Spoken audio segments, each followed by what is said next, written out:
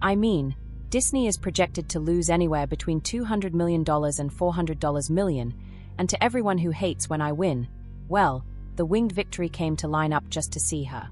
And all I can say is, despite my flaws, my screw-ups, and my breakdowns, many of them, this is bigger than me. Disney is now in full-blown crisis mode, and things are uglier than anyone imagined after the catastrophic release of Snow White, which turned into a colossal $120 million box office disaster. Executives are in absolute panic, holding closed-door meetings, pointing fingers, and desperately looking for someone to blame. And here's the shocking part. Rumor has it, they want Rachel Ziegler to pay back part of the losses. Yes, you read that right. Explosive reports suggest Disney is seriously considering demanding direct financial compensation from their lead actress. The reason? Brand damage. A public relations nightmare. A storm of negative press that many insiders directly tie to Ziegler's name. And this isn't just hallway gossip. Multiple internal sources claim that after the film's disastrous opening weekend, a high-level emergency meeting was held to assess the situation. In that meeting, it was reportedly raised whether Ziegler's behavior, mocking the original classic in viral interviews, making polarizing political statements, and running a promotion campaign totally out of touch with reality, might actually violate her contract. This would be an industry scandal of historic proportions. What really shocks me about all this is Disney, and everything it used to stand for. These media companies invest hundreds of millions of dollars into these massive projects. Yet has it ever crossed their minds to maybe, I don't know, do a little vulnerability study? Some opposition research? Before handing the lead role to someone who might just burn it all down. According to some sources, lawyers are already involved. Disney's legal team is reportedly investigating whether they can invoke morality clauses or hidden contract conditions tied to public relations performance. What looks like basic crisis management from the outside is actually something much more intense, a corporate war. And Rachel Ziegler could be the first casualty. And here's where things get wild. One insider claimed that the tone of a recent internal meeting was explosive. Disney's top brass weren't just disappointed, they were furious. One executive reportedly shouted, "She destroyed a billion-dollar brand in less than a year, and we paid her to do it." Another insider added that when someone in the room suggested demanding financial compensation from Ziegler, everyone nodded in agreement, without hesitation. What that might look like is still unclear. It could mean canceling her bonuses, cutting her out of back-end profit deals, or even forcing a public apology. Let's rewind for a moment. In interviews, Zegler took public shots at the original 1937 Snow White, saying it was obvious the film was outdated. She criticized the classic storyline, mocking the prince character, saying, "There's a big focus on her love story with a guy who literally stalks her. So we didn't do that this time." She added, "We have a different approach. I know people will assume it's a love story just because we cast a guy, Andrew Burnap, great dude, but it's really not about that at all. Whether or not she finds love is anybody's guess." These comments went viral, and not in a good way. Now, one thing is clear inside Disney HQ. Rachel Ziegler is no longer viewed as a valuable asset. And while the public watches Rachel post apologies and attempt to put out fires, behind the scenes, Disney may already be planning how to cut her out completely. What most people don't know is this. According to multiple sources, those public apologies weren't even Rachel Ziegler's idea. Insiders claim Disney's PR team wrote parts of the message themselves, forcing Rachel to appear remorseful in a last-ditch attempt to calm the fan outrage and contain the scandal. If these rumors are true, Rachel isn't just being blamed for the disaster. She's being made to pay for it, both literally and symbolically. And if Disney manages to recover losses or rewrite her contract, Hollywood could be turned completely upside down. Sources close to the situation say Ziegler was in total shock, nearly in tears, after learning the full scale of the financial catastrophe surrounding Snow White. Internally, it's said that Rachel truly believed this role would catapult her to stardom, that she'd become Disney's new leading icon. But instead, she's now the face of one of the biggest corporate disasters the studio has ever seen. What was supposed to be her grand breakout moment has turned into a full-blown public nightmare. Her initial excitement at playing such an iconic character has been crushed by the brutal box office failure and a never-ending avalanche of criticism that started on day one and hasn't stopped since. What was once touted as the beginning of her Hollywood reign is now being remembered as a cautionary tale. And no, Rachel doesn't seem to be headed toward the Oscars, as some once imagined. Instead of a celebrated revival of a beloved classic, This project is now being called one of Disney's most humiliating failures in recent years. It was supposed to be a cornerstone of Disney's big plan to modernize their animated classics with bold, progressive spins. But what they got instead was a very expensive warning about the risks of prioritizing social messages over solid storytelling. The reviews have been savage.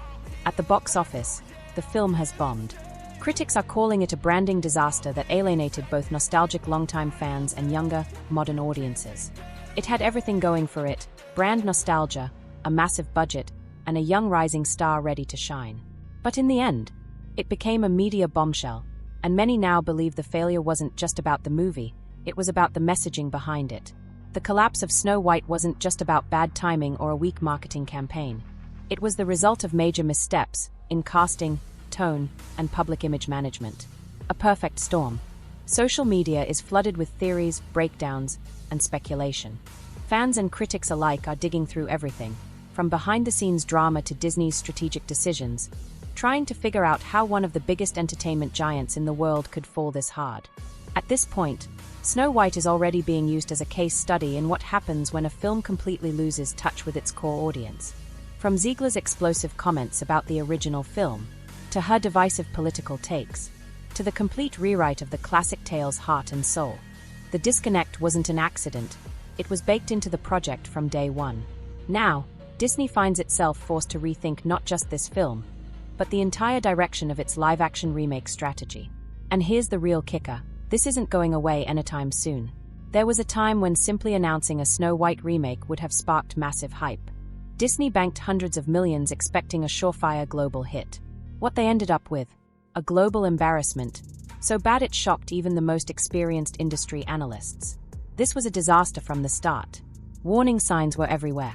Reports reveal the film's budget spiraled out of control, ballooning to somewhere between $170 million and $270 million, thanks to delays, reshoots, and an endless string of production nightmares. There were Hollywood strikes, a COVID outbreak on set, and even a real fire during filming. Every setback was followed by another, and rumors began to swirl internally. Some crew members even believed the film was cursed. And to top it off, they allegedly made Rachel Ziegler tweet out apologies she didn't write, just to try and salvage the wreckage. It started off innocent enough. Rachel Ziegler once posted a giddy little clip online. "Little Snow. Can't wait. I'm so excited. I love to play her." It went viral. Millions of views. The internet cheered. "Good job, Rachel." And minutes later, she followed it up with, "And never forget, free Palestine." Many were shocked, not necessarily by the message itself, but the timing and the platform. People immediately asked, "Wait, isn't the film's co-star Jewish?" "Gal, someone." The tension was immediate. So much so, that Disney reportedly flew out an executive, one of the producers, to meet Rachel Ziegler in person, begging her to take the post down. They told her, "You can have your political views, but your audience, this is for families, for everyone." Behind the scenes, Disney executives were already growing uneasy. Some had begun whispering what no one wanted to admit: maybe, just maybe, doing a radical remake of such a beloved classic wasn't the smartest move. But by then, it was too late. The budget was spent. The sets were built. And most importantly, Rachel Ziegler had already been unveiled as the face of the franchise. From the moment she was cast, the noise began. As a relatively new actress, Rachel carried massive pressure. She was now the first Disney princess ever created. A role with weight, with legacy. At first, she seemed thrilled. But soon, her public statements began raising alarms. In interviews, she called the original Snow White creepy, mocked the central romance, and even said the prince came off like a stalker. Fans were stunned.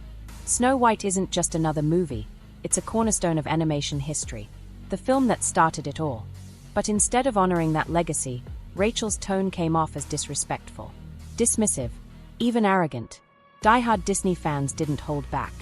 Many said flat out, "It feels like she insulted Walt Disney himself. She's spitting on the legacy of generations who loved this film." And instead of calming the waters, Rachel poured gasoline on the fire. She doubled down in later interviews, insisting the movie had to be modernized, stripped of its traditional romantic themes. She wanted a new Snow White, one who was independent, not a damsel in distress. And while that message resonated with some, to millions of others, It felt like Disney was erasing the heart of its own magic.